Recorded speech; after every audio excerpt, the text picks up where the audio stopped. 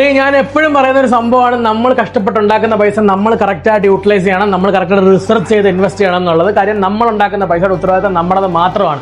ഇത് ഞാൻ പറയുന്നതെന്ന് പറഞ്ഞാൽ റിയൽ എസ്റ്റേറ്റ് ഇൻവെസ്റ്റ്മെന്റിന്റെ കാര്യം മാത്രമല്ല, നമ്മൾ ഏതൊരു ഇൻവെസ്റ്റ്മെന്റ് ചെയ്യുന്നതിന് മുന്നേ നമ്മൾ കൃത്യമായിട്ട് റിസർച്ച് ചെയ്തിരിക്കണം.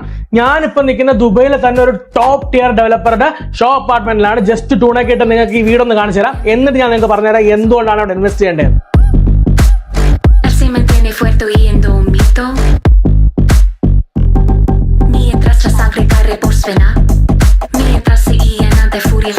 സ്വാഭാവികമായിട്ട് ഈ അപ്പാർട്ട്മെന്റ് കണ്ടു കഴിഞ്ഞാൽ നമുക്ക് എല്ലാവർക്കും ഇഷ്ടപ്പെടും, നമുക്കിത് വാങ്ങിക്കണമെന്ന് തോന്നും. പക്ഷെ നമ്മൾ ഇൻവെസ്റ്റ് ചെയ്യുന്ന റിയൽ എസ്റ്റേറ്റിലാണ്. എവിടെയാണ് ഇത് വരുന്നത്, ഇതിന്റെ ചുറ്റും എന്ത് കണക്ടിവിറ്റി ആണുള്ളത്, ആരാണ് ഈ ഡെവലപ്പർ, എന്താണ് ഈ ഡെവലപ്പർ തരുന്ന പേയ്മെന്റ് പ്ലാൻ, പിന്നെ ആരാണ് ഈ ഫെസിലിറ്റി മാനേജ് ചെയ്യാൻ പോകുന്നത്, പിന്നെ ആരാണ് ഇവിടെ കയറി താമസിക്കാൻ പോകുന്നത്. ഇത്രയും കാര്യങ്ങൾ, ഞാൻ ഈ പറഞ്ഞ 6 കാര്യങ്ങൾ ഒത്തുചേർന്ന വളരെ ബ്യൂട്ടിഫുൾ ആയിട്ടുള്ള ഒരു പ്രൊജക്ട് ആയതുകൊണ്ടാണ് ഇത് നിങ്ങളുടെ അടുത്ത് പറയാൻ കാരണം. കറക്റ്റ് ആയിട്ടുള്ള കാര്യങ്ങൾ ഞാൻ പറഞ്ഞുതരാം.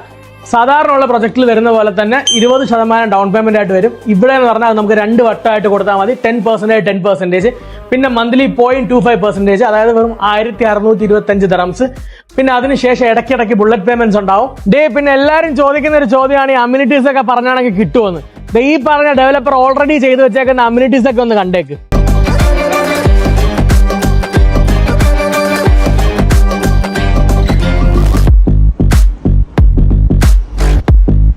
ഞാനീ പറഞ്ഞ ജസ്റ്റ് 1% കാര്യങ്ങൾ മാത്രമാണ്. കൂടുതൽ ഡീറ്റെയിൽസ് ഇൻഡെപ്ത് ആയിട്ട് അറിയാൻ വേണ്ടിയിട്ട് താഴെ കാണുന്ന നമ്പറിൽ എത്രയും പെട്ടെന്ന് എന്നെ കോൺടാക്ട് ചെയ്തോ, നമുക്ക് സംസാരിക്കാം.